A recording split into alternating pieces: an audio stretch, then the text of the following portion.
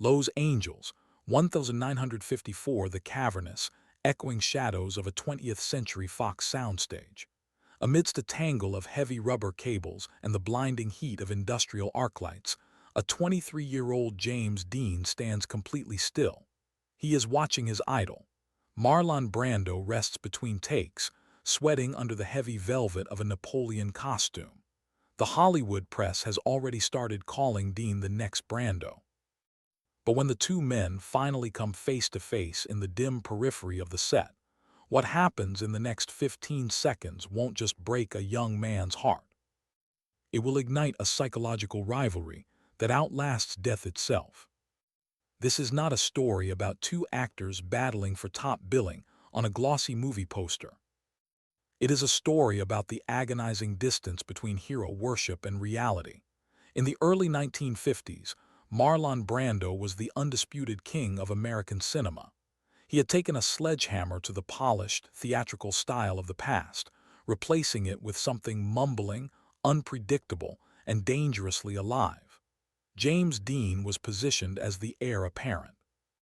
He rode the same Triumph motorcycles, played the exact same bongo drums in New York apartments, and studied the same brutal emotional techniques at the actor's studio. To the ticket-buying public, they were cut from the identical rebellious cloth.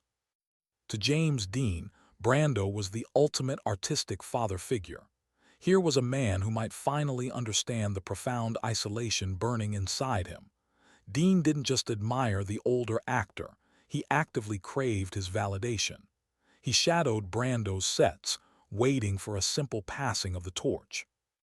But Marlon Brando possessed no desire to be a mentor. He looked at Dean and saw an uncomfortable, glaring mirror. When their paths finally intersected in a quiet corner of the studio lot, it wasn't a conversation. It was an execution, and those brief moments forced James Dean to make a choice that would define his eternal legacy. And perhaps that is where this story truly begins. The atmosphere on the set of Desiree was stifling. A massive historical production required hundreds of extras, immense physical heat, and heavy period costumes that trapped the Los Angeles humidity. Brando sat in his director's chair, visibly exhausted by the pageantry, weighed down by the ornate uniform of a French emperor. Standing just outside the glow of the camera was Jimmy. His clothing was entirely different: rumpled denim, thick-rimmed glasses catching the glare of the work lights, a plain shirt barely held together by a safety pin. He didn't approach normally. Dean lingered in the periphery, vibrating with an anxious, erratic energy. He performed a strange, submissive dance of proximity, stepping just close enough to be noticed, then quickly retreating. He was waiting to be invited into the king's orbit. The studio crew watched this silent theater play out in real time. Everyone on the lot knew the Warner Brothers publicity machine was deliberately styling Dean as the new, younger Brando. The air felt thick with unspoken tension as grips and lighting technicians waited to see how the reigning titan would handle the usurper.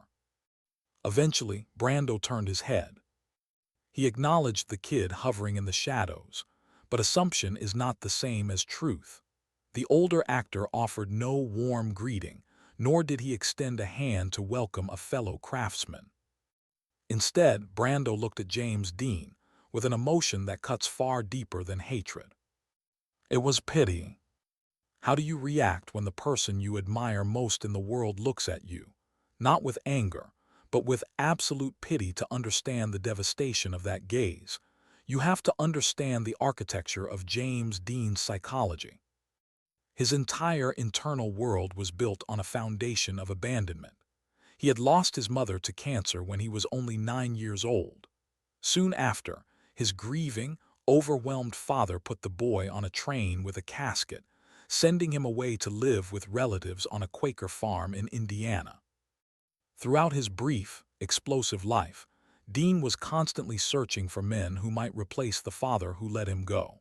He sought out older directors like Elia Kazan and Nicholas Ray, clinging to their guidance. He gravitated toward acting teachers who offered strict discipline masked as affection.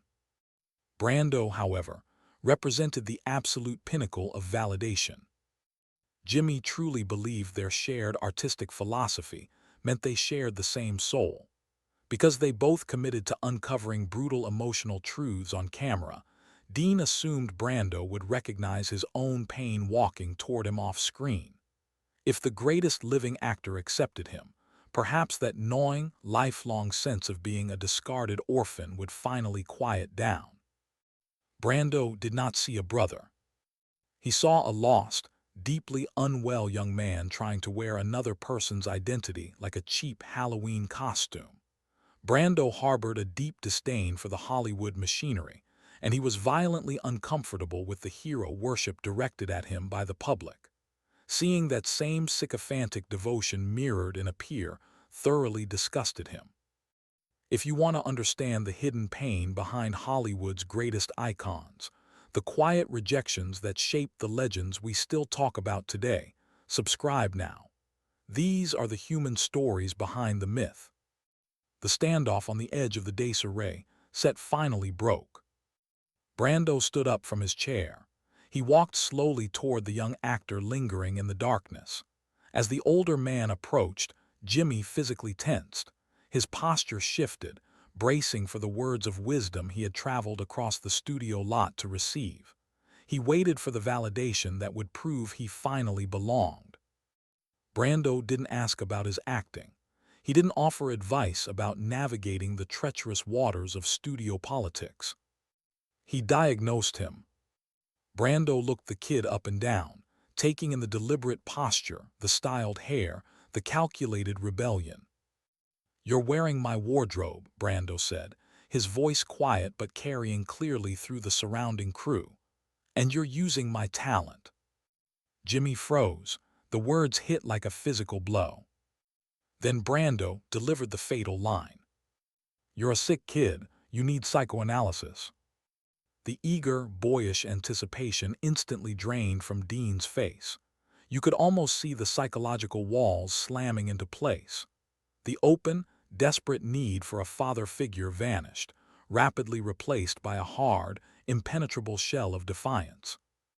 Jimmy didn't argue. He offered no clever retort. He simply turned around and walked out of the heavy, stifling soundstage, stepping back into the harsh Lowe's Angels heat. The hero worship died right there, on the dusty floor of 20th Century Fox. Stay with me here. Because what James Dean did with that rejection proved exactly why Marlon Brando was right to be worried in the first place. That 15-second encounter fundamentally shifted the trajectory of American film. James Dean never tried to be Marlon Brando again. He entirely abandoned the heavy, aggressive, brooding masculinity that defined Brando's famous performance as Stanley Kowalski. Jimmy realized that Brando's style of acting was essentially a fortress, a muscular wall built to keep the audience at a safe distance from the man's true pain. Dean decided his acting would be a shattered window. He would let everyone in. When filming commenced on Rebel Without a Cause, Dean brought a fragile, aching boyishness to the character of Jim Stark. He allowed himself to cry with a frantic, ugly desperation that Brando's guarded, cynical toughness would never permit. He showed the camera exactly how weak a young man could feel. This was not a one-time shift in technique. Dean confided in a close friend shortly after the incident on the Fox lot. He stated it plainly, "I don't want to be Brando anymore." He recognized the futility of imitation. By forcefully rejecting the young actor, Brando had accidentally freed James Dean from the crushing burden of emulation. The insult was incredibly cruel, yet it served as the exact catalyst Dean needed to carve out his own cinematic immortality. Think back to that dark soundstage, the heavy rubber cables, the kid standing nervously in the shadows, waiting for permission to exist. James Dean finally stepped completely out of Brando's shadow, solely because Brando shoved him directly into the light. The true tragedy of this rivalry isn't found in a tense conversation on a soundstage. It is found in what happened after September 30, 1955. James Dean died at the age of 24, his image forever locked in youth. Marlon Brando lived for another 5 decades, and for the next 10 years, the surviving king was haunted relentlessly by a ghost. As Brando's career stumbled through the late 1950s and 1960s, as his performances grew increasingly cynical, detached, and visibly bored, critics drew a devastating parallel. They constantly compared Brando's declining, heavily compromised choices to Dean's frozen, perfect purity. The press noted that while Brando had grown tired of the truth, Dean had died chasing it. Brando won the 15-second encounter on the Fox lot, but James Dean ultimately won the decade. Decades later, in his autobiography, Brando would reflect on the kid he had so brutally dismissed. The hostility was gone, replaced by a lingering, complicated sorrow. He admitted to feeling a profound sadness for the boy who had hovered on the edge of the set, acknowledging that beneath the imitation was a terrifying, unresolved agony. But the real meaning of that day doesn't lie in Brando's regret. It lies in James Dean's resilience. Dean took the most devastating personal rejection he had ever experienced, a dismissal from the one man whose approval could have healed his deepest wounds, and he weaponized it into art. He didn't collapse when his hero told him he was sick. He took that sickness and painted it across the silver screen, proving that true greatness doesn't come from successfully emulating the people you admire. It comes from possessing the terrifying courage to show the entire world exactly where you are broken. A 15-second meeting between a king and a kid. A cruel dismissal delivered between takes on a dusty Hollywood soundstage. It was a moment designed to diminish. It could have easily destroyed a weaker artist, sending them back to obscurity, forever ashamed of their own ambition. Instead, it built a legend. Because sometimes, the people we idolize the most have to push us away so we can finally learn how to stand on our own.